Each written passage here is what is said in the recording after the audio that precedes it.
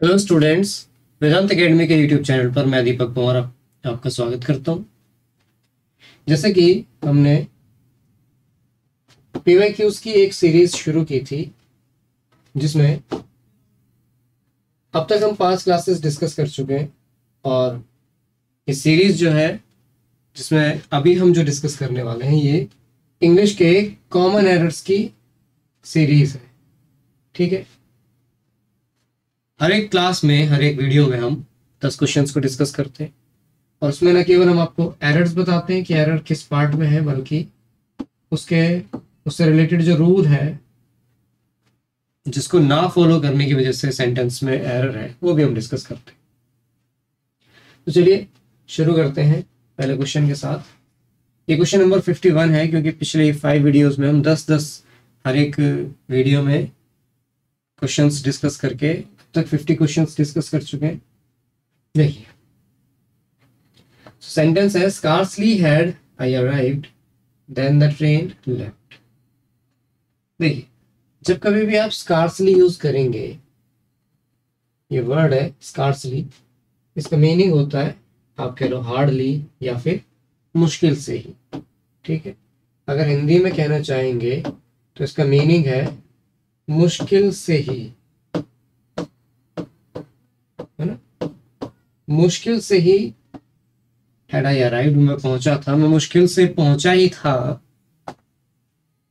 Then the train left, कि train चली गई। अब ध्यान क्या रखना है कि जब कभी भी आपको स्कार्सली मिले, स्कार्सली से सेंटेंस अगर शुरू हो जाए, और क्योंकि देखिए ये एक कॉम्प्लेक्स सेंटेंस है। कैसा सेंटेंस है? कॉम्प्लेक्स सेंटेंस है।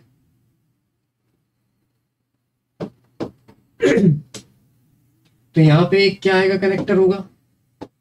कनेक्टर कह लो आप, कंजंक्शन कह लो, जो क्या करेगा? दोनों क्लॉज को कनेक्ट करेगा, जोड़ेगा। ठीक है, लेकिन अगर स्कार्सली आया है, अगर स्कार्सली आया है तो कंजंक्शन हमेशा क्या हो जाएगा? व्हेन। यहां पे देन नहीं आएगा बल्कि व्हेन आएगा। क्या आएगा? When. Scarcely had I arrived when the train left. ठीक है, तो इसके पार्ट सी में एरर है। ठीक है, पार्ट सी में एरर था और होना क्या, सॉरी सी में नहीं है ना, बी में एरर है। बी में, सी में नहीं है, पार्ट बी में एरर है और देन नहीं आना था क्योंकि आपके स्कार्सली के साथ व्हेन आता है। इसी मीनिंग के लिए हम हार्डली भी यूज कर देते हैं। स्कार्सली की जगह हम हार्डली भी यूज कर सकते हैं। चलिए आगे। The reason why he was rejected was because he was too year. देखिए यहां पर एक रीजन दिया गया है कि वाई ही वॉज रिजेक्टेड, कि वो रिजेक्ट क्यों हुआ। Because he was too young, क्योंकि वो बहुत छोटा था। बहुत छोटा होने की वजह से क्या हुआ? वो रिजेक्ट हो गया। अब ध्यान देना है कि जब आपने यहाँ पे दे दिया कि द रीजन वाई, वह कारण कि क्यों ही वॉज रिजेक्टेड वॉज, अब यहां पे आना चाहिए था दैट। देखिए बिकॉज क्यों नहीं आएगा? क्योंकि जब आपने रीजन वाई यूज कर लिया, जब आपने रीजन वाई यूज कर लिया तो आप बता रहे हैं कि कारण ही है। बिकॉज से भी आप क्या बताते हैं? रीजन ही बताते हैं ना, कारण। कि जैसे मान लो एक एग्जांपल में लिखता हूं, he passed with good marks या with very good marks। देखिए he passed with very good marks because he studied a lot। वो बहुत अच्छे नंबर से पास हुआ, वो बहुत अच्छे नंबरों से पास हुआ क्योंकि he studied a lot, क्योंकि उसने बहुत पढ़ाई की, उसने बहुत ज्यादा पढ़ाई की। तो यहाँ पे रिजल्ट दिया हुआ है, पहला रिजल्ट दिया हुआ है कि he passed with very good marks, कि वो बहुत अच्छे नंबरों से पास हुआ, तो ये दिया हुआ है आपको रिजल्ट। लेकिन बाद में बिकॉज जब आपने लगाया तो उसके बाद क्या दिया हुआ आपको result, he studied a lot, उसने बहुत ज्यादा पढ़ाई की। तो हमेशा बिकॉज के बाद आपको क्या दिया रहेगा, रीजन दिया रहेगा। क्या दिया रहेगा, रीजन। अब आप मुझे बताइए कि जब रीजन शब्द खुद ही यूज कर लिया गया, जब रीजन वर्ड खुद ही यूज कर लिया गया, तो बिकॉज की जरूरत तो रह ही नहीं गई, बिकॉज की जरूरत तो रह ही नहीं गई, क्योंकि बिकॉज का काम क्या है, रीजन बताना। बिकॉज का काम क्या है, रीजन बताना। देखो इसी सेंस में आप एक और तरह से भी कह सकते हैं, अगर आप सो लगा दें या देयरफॉर लगा दें, इनका मीनिंग भी क्या होता है, इनका मीनिंग होता है इसलिए। लेकिन जब आप बिकॉज लगाते हैं, जब आप बिकॉज लगाते हैं तो रीजन आता है बाद में, जब आप बिकॉज लगाते हैं तो रीजन आता है बाद में, और जब आप सो या देयरफॉर लगाएंगे तो रीजन आएगा पहले, रिजल्ट आएगा बाद में। जैसे इसी को मैं ऐसे कह सकता, he studied a lot so he passed with very good marks, है ना। तो अगर सो आया या आपने देयरफॉर लगाया तो क्या होने वाला है, रीजन पहले आ जाएगा, और अगर आप बिकॉज लगा रहे हैं तो फिर रीजन बाद में आएगा। अब क्योंकि रीजन शब्द खुद आया था तो इसलिए बिकॉज की जरूरत नहीं थी, तो यहां पर आना चाहिए था दैट, क्योंकि करेक्टर तो आपको लगाना ही पड़ेगा, कॉम्प्लेक्स सेंटेंस का स्ट्रक्चर बन रहा है। तो यहां पर आता दैट, यानी इसके पार्ट सी में एरर है। आई होप ये समझ में आ गया होगा कि बिकॉज क्यों नहीं आना, क्यों दैट आया है। ठीक है, चलिए आगे देखिए। Teachers of various schools met to discuss about how to improve the standard of English. ठीक है, देखिए अब अलग अलग स्कूल के जो टीचर्स हैं वो क्या डिस्कस करने के लिए मिले हैं कि किस तरह से इंग्लिश के स्टैंडर्ड को इम्प्रूव किया जाए, सुधारा जाए। हाउ टू का मतलब है कैसे, है ना। तो कैसे का मतलब क्या, कैसे इंप्रूवमेंट किया जाए। और इससे पहले क्या दे रखा है आपको, अबाउट। इससे पहले क्या दे रखा है, अबाउट। अब यहाँ पे दो बातें हो सकती हैं। देखो होना क्या है कि हाउ टू और अबाउट एक सा ही सेंस देते हैं, तो हाउ टू के साथ अबाउट यूज नहीं होता, हाउ टू के साथ अबाउट यूज नहीं होता। The teachers of various schools met to discuss how to improve the standard of English. ठीक, तो यहाँ पे बिना अबाउट के ये सेंटेंस सही बन जाएगा, क्योंकि देखो अबाउट का मतलब किस चीज के बारे में, और हाउ टू भी कनेक्टर लगा है कि किस तरह से हमें वो काम करना है। तो ये ध्यान रखना है कि हाउ टू के साथ आप अबाउट नहीं लगाएंगे। हाउ टू के साथ अबाउट का यूज कैसा होगा, सुपरफ्लुअस होगा। कैसा यूज होगा इसका, सुपरफ्लुअस, क्योंकि उसकी जरूरत ही नहीं है, यानी कि इसके पार्ट बी में आ रहा है। देखिए, his traditional bound attitude had to be a constant source of dissatisfaction among the younger members of the family. Attitude singular हो गया, had to be constant source of dissatisfaction, ठीक है, among the younger members of the family। इसमें कोई error नहीं है, ये आपका सेंटेंस सही है। ठीक है, कोई भी ग्रामेटिकल एरर इसमें नहीं है। तो 54 कैसा आपका सही है। आगे चलिए 55 को देख लेते हैं। The two first to arrive were the lucky recipients of a surprise gift. देखिए मैं बात करता हूं आपसे नंबर्स की। नंबर्स जो होते हैं हमारे, ये एडजेक्टिव में आते हैं। कहाँ आते हैं, एडजेक्टिव्स में। एडजेक्टिव भी कौन से होते हैं, एडजेक्टिव ऑफ नंबर होते हैं। लेकिन ये जो नंबर्स होते हैं दो तरह के होते हैं, एक होते हैं कार्डिनल, एक होते हैं ऑर्डिनल।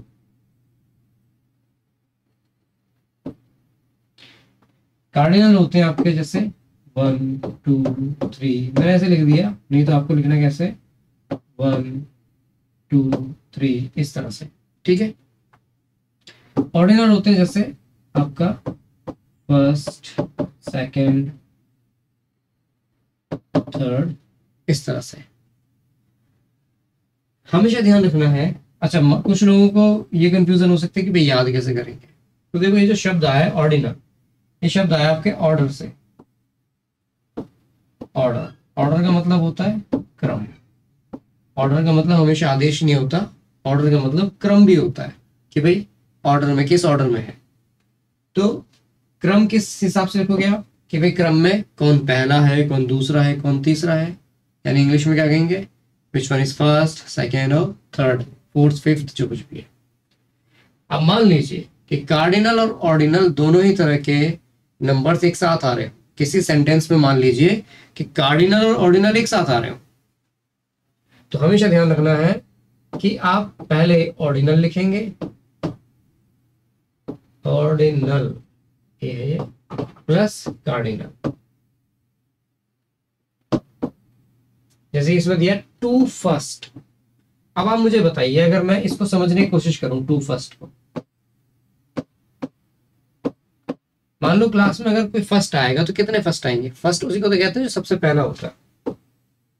तो फर्स्ट तो एक ही होता है, तो टू कैसे हो जाएंगे। लेकिन हाँ, ये जरूर हो सकता है कि हम इसे कह सकें फर्स्ट टू, है ना। सपोज दैट लाइन में कुछ बच्चे खड़े हैं, एक दो, इस तरह से बच्चे लाइन में खड़े हैं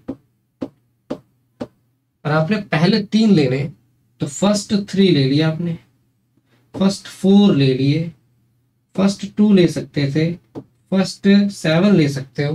लेकिन सेवन तो फर्स्ट नहीं होंगे, फर्स्ट तो केवल एक ही होता है। तो फर्स्ट टू का मतलब है पहले पांच, और टू फर्स्ट का मतलब हो गया कि फर्स्ट नंबर के दो, जो कि पॉसिबल नहीं है। तो हमेशा ध्यान रखना है कि पहले कार्डिनल आएगा, सॉरी पहले ऑर्डिनल आएगा फिर कार्डिनल आएगा, पहले ऑर्डिनल फिर कार्डिनल। इसने क्या कर रखा है, पहले कार्डिनल दे रखा है फिर ऑर्डिनल दे रखा है। तो इसमें ये एरर है कि टू फर्स्ट नहीं होता बल्कि फर्स्ट टू होता। क्या होता, फर्स्ट टू। यानी if the first two to arrive, यानी पहले दो जो पहुंचेंगे वर द लकी रेसिपिएंट्स। वो कैसे थे, लकी रेसिपिएंट्स थे। चलिए आगे चलते हैं। नेक्स्ट क्वेश्चन है, 2 hours have passed since he had fallen asleep। Okay, देखिए जरा, अगर मान लीजिए आपको स्ट्रक्चर दिया हुआ है कि 2 घंटे हो गए हैं, सिंस जब से कि he had fallen asleep, जब से कि वो सोया, मतलब उसे सोए हुए 2 घंटे हो गए। ये जो स्ट्रक्चर है हमेशा ध्यान रखना इस तरह से होता है कि जब आप सिंस यूज कर रहे हैं समय को बताने के लिए, और जो समय बता रहे हैं वो भी आप एक सेंटेंस के फॉर्म में लिख रहे हैं, तो आप इसे लिखेंगे पास्ट इंडेफिनिट के फॉर्म। दूसरा सेंटेंस जो लिखा जाएगा वो किस टेंस में लिखा जाएगा, पास्ट इंडेफिनिट टेंस में लिखा जाएगा। और आपको क्या दे दिया, हैड के साथ वर्ब की थर्ड फॉर्म, यानी कि पास्ट परफेक्ट, जबकि होना चाहिए था पास्ट इंडेफिनिट टेंस की फॉर्म में, और आपको दे दिया पास्ट परफेक्ट टेंस की फॉर्म में। तो गलती यही होगी, आपको ये हैड नहीं यूज करना था और ये थर्ड फॉर्म नहीं यूज करनी थी, बल्कि पास्ट टेंस में कौन सी फॉर्म यूज होती है, सेकंड फॉर्म यूज करनी होते हैं, ये करते हैं। तो आपको फॉल की सेकंड फॉर्म यानी फेल यूज करनी थी। ठीक है, सिंस के बाद ध्यान रखना है इस सेंस में पास्ट इंडेफिनिट टेंस आता है, और पास्ट इंडेफिनिट टेंस में केवल वर्ब की सेकंड फॉर्म आएगी, हैड प्लस वर्ब की थर्ड फॉर्म पास्ट परफेक्ट का होता है। तो ये होना चाहिए था इस तरह से, 2 hours have passed since he fell asleep, उससे सोए हुए 2 घंटे बीत चुके हैं। इसके पार्ट सी में एरर था, यानी हैड फॉलन नहीं होता, फेल आता है, यानी फेल से आपको हैड फॉलन को रिप्लेस करना। नेक्स्ट क्वेश्चन देखिए, having broken down the driver send the car to the garage. मतलब ब्रोकन डाउन यानी खराब होने के कारण ड्राइवर ने क्या किया, कार को गैराज में क्या करा, सेंड कर दिया, भेज दिया ठीक होने के लिए। अब आप इसमें समझिए जरा, जब ये स्ट्रक्चर दिया जाता है having broken down, having broken down का मतलब ये है परफेक्ट पार्टिसिपल यूज हुआ है, किसी चीज के खराब हो जाने के कारण, और इसके तुरंत बाद क्या आता है, ऑब्जेक्ट आता है। क्या आता है? ऑब्जेक्ट। भाई ये जो चीज खराब हुई है वो इसके बाद आएगी। यहाँ पे मिसमैच क्या हो गया कि इसके तुरंत बाद ड्राइवर दे रखा है, जैसे कि ड्राइवर खराब हुआ हो, ठीक है, इसके तुरंत बाद वो आना चाहिए था जो खराब हुआ है, क्योंकि परफेक्ट पार्टिसिपल के बाद आप क्या लगाओगे? उसका ऑब्जेक्ट लगाओगे, जो कि यहाँ पर कार है ना बल्कि ड्राइवर। तो आपको ड्राइवर को क्या करना था? कार से रिप्लेस करना था। लेकिन अभी ध्यान से समझना, इसी पार्ट में केवल इतनी ही गलती नहीं है, अभी और भी गलती है। लेकिन क्योंकि ड्राइवर को सब्जेक्ट ले लिया था, देखो जरा समझने की कोशिश करो, ड्राइवर को सब्जेक्ट ले लिया था क्योंकि the driver send the car, मैं सिर्फ इतना ही लिख रहा हूं, the driver send the car. इसमें जब सब्जेक्ट पहले लिया यानी इंपॉर्टेंट सब्जेक्ट की हो गई, और जब इंपॉर्टेंट सब्जेक्ट की होती है तो सेंटेंस आता है एक्टिव वॉइस में। एक्टिव वॉइस में क्या आ रहा होता है? भाई सब्जेक्ट आया और फिर उसके बाद वर्ब आ गई। लेकिन क्योंकि इसमें कार पहले आ गई है, और अगर कार को मैं लिखूं तो कार सेंड द ड्राइवर, तो यानी कार ने ड्राइवर को भेजा गैराज में, तो ऐसा तो हुआ नहीं है भाई, भेजने का काम तो ड्राइवर ने किया ना। तो यहाँ पे फिर उस कंडीशन में क्या हो जाएगा? कार के पहले आने की वजह से यानी ऑब्जेक्ट के पहले आने की वजह से बाकी का सब पैसिव वॉइस में जाएगा, क्योंकि इस बार आप ऑब्जेक्ट को इंपॉर्टेंस दे रहे हो। और जब आप ऑब्जेक्ट को इंपॉर्टेंस देते हो तो आपका कौन सा वॉइस होता है? पैसिव वॉइस होता है। और पैसिव वॉइस में क्या होना चाहिए था? आप लिखते was sent by the driver, driver ने भेज दिया। तो ये होता है इस तरह से, having broken down the car was sent by the driver to the garage, to the garage। फिर से समझो भाई, हैविंग ब्रोकन डाउन जो है उसकी वजह से यहाँ पर ऑब्जेक्ट आना चाहिए था, तो कार पहले आती ना कि ड्राइवर। और अगर कार पहले आ गई तो यानी कि ऑब्जेक्ट की इंपॉर्टेंस हो गई, और ऑब्जेक्ट की इंपॉर्टेंस हो गई तो फिर ये वॉइस हो जाएगी पैसिव। तो फिर ये बी प्लस वर्ब की थर्ड फॉर्म आ जाएगी। पास्ट टेंस है तो वॉज, क्योंकि कार सिंगुलर है तो was sent by the subject होता है, तो by the driver to the garage. तो इस तरह से होना था, यानी कि इसके पार्ट बी में एरर है। कौन से पार्ट में? बी में एरर है। देखो दोनों ही गलतियां जो है, ये पूरा का पूरा, ये लगा लो पूरा स्ट्रक्चर ही खराब था यहाँ पे, जहां पार्ट बी है। आगे देखिए, he is one of those writers who has won acclaim the world over। Okay, देखिए, he is one of those writers। अब अगर केवल ही के बारे में बात की जा रही होती कि भाई ही ने क्या किया है, तो ही तो क्योंकि सिंगुलर ही है तो सिंगुलर ही को कंसीडर किया जाएगा। लेकिन बात कर रहा है कि वन ऑफ दोज राइटर्स, वो लेखक जिन्होंने has won acclaim the world over, ठीक है। तो सीधी सी बात है कि अब तो ये राइटर्स के बारे में बात करें, क्योंकि इन राइटर्स ने ये जीता है, तो ये प्लूरल हो जाना चाहिए था, और ये हैज ना होकर के क्या हो जाता? हैव हो जाता, क्योंकि यहाँ बात राइटर्स की गई है। राइटर्स प्लूरल है तो वर्ब भी कैसे लेंगे? प्लूरल लेंगे। लेकिन अगर बात यहाँ पर ही की जाती तो तब हम हाँ हैज कह सकते थे। अब ये कंफ्यूजन भी इसलिए आई क्योंकि हम अधिकतर पढ़ते हैं कि ये स्ट्रक्चर जब आता है तो इसको ही प्रधानता दी जा रही होती है, बात सब्जेक्ट के बारे में की जा रही होती है। तो फिर क्योंकि तो वो तो सिंगुलर ही होता है, सिंगुलर ही माना जाता है, तो वर्ब सिंगुलर आती है। लेकिन यहाँ पर बात उसने किसकी कर दी? बात कर दी उसने बाद वाले नाउन की, जो कि प्लूरल होता है। हमेशा ध्यान रखना है कि वन ऑफ द वाला या वन ऑफ दोज वाला जो भी स्ट्रक्चर है, यहाँ पर नाउन कैसा रहता है? ये प्लूरल रहता है। ओके, अच्छा, यानी कि पार्ट बी में एरर था यहाँ पे भी। नेक्स्ट देखते हैं, the mason will not do the work except give the order. तो क्या कह रहा है कि मिस्त्री काम नहीं करेगा, बस क्या करेगा? ऑर्डर देगा। अब ये जो शब्द है एक्सेप्ट, एक्सेप्ट का मतलब होता है छोड़कर, जबकि यहां पर आना चाहिए था रादर। यहां पर आना चाहिए था रादर, जिसका मीनिंग होता ओनली। ठीक है, तो क्या हो जाएगा? The mason will not do the work only give the order. वो केवल क्या करेगा? ऑर्डर देगा। उसके लिए एक्सेप्ट नहीं यूज होता, रादर यूज होता है। तो यहाँ पर सही शब्द यूज जो होना था वो था रादर। तो इसके पार्ट सी में एरर है। ठीक है, आगे देखिए। When students are ill, they find that they have a lot of work. जब जब स्टूडेंट्स बीमार हो जाते हैं, आपने महसूस किया होगा जब आप बीमार हो जाते हैं तो they find that they have a lot of work, तो बीमारी की वजह से आपकी छुट्टी हो गई, और जब वापस स्कूल जाएंगे तो उन्हें क्या मिलेगा कि they have a lot of work to catch up, उन्हें अब सबके बराबर जाने के लिए बहुत सारा काम करना है। with when to catch up with when they return, जब वो लौटते हैं। लेकिन हमेशा ध्यान देना है कि जब आप बीमार होते हैं तो बीमारी से आप लौटते नहीं है, बीमारी से आप रिकवर करते हैं। क्या करते हैं? बीमारी से आप रिकवर करते हैं। बीमारी में आप कहीं गए नहीं थे तो वहीं अपने घर में। तो बीमारी से आप रिकवर करते हैं ना बल्कि रिटर्न करते हैं। तो क्योंकि जब आप बीमार हैं तो बीमारी के बाद आप रिकवर करेंगे, तो सही शब्द जो यहाँ पे यूज होना था वो होना था रिकवर। तो रिकवर से आप रिटर्न को रिप्लेस कर देंगे, यानी आपके पार्ट सी में ही एरर था। तो आई होप कि आपको ये सभी सेंटेंसेस समझ में आए होंगे। बट फिर भी स्टिल अगर ऐसा लगता है कि किसी क्वेश्चन में भी आपको डाउट है तो आप एक काम कीजिए, कमेंट बॉक्स में आप अपने डाउट हमें बता दीजिए कि इस पर्टिकुलर क्वेश्चन में ये बात समझ नहीं आई।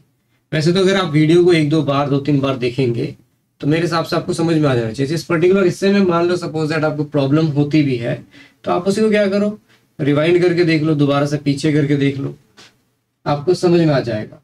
और फिर भी समझ में नहीं आया तो फिर आप क्या कर सकते हैं, आप कमेंट बॉक्स में लिख सकते हैं, हम जितनी जल्दी हो सके आपको रिप्लाई करेंगे। और दूसरी बात, मान लीजिएगा आपको खुद का भी कोई डाउट है ना, इन क्वेश्चन के अलावा भी कोई डाउट है तो आप उसे भी बिना झिझके क्या कर सकते हैं, पूछ सकते हैं। उसमें कोई प्रॉब्लम नहीं है। कमेंट बॉक्स उन लोगों के लिए भी खुला हुआ है, जितनी जल्दी हो सकेगा हम उन्हें भी अपनी PDF में क्या कर लेंगे, डाल लेंगे और आपके साथ डिस्कस कर लेंगे। सो आज के लिए इतना ही था। Thanks for watching.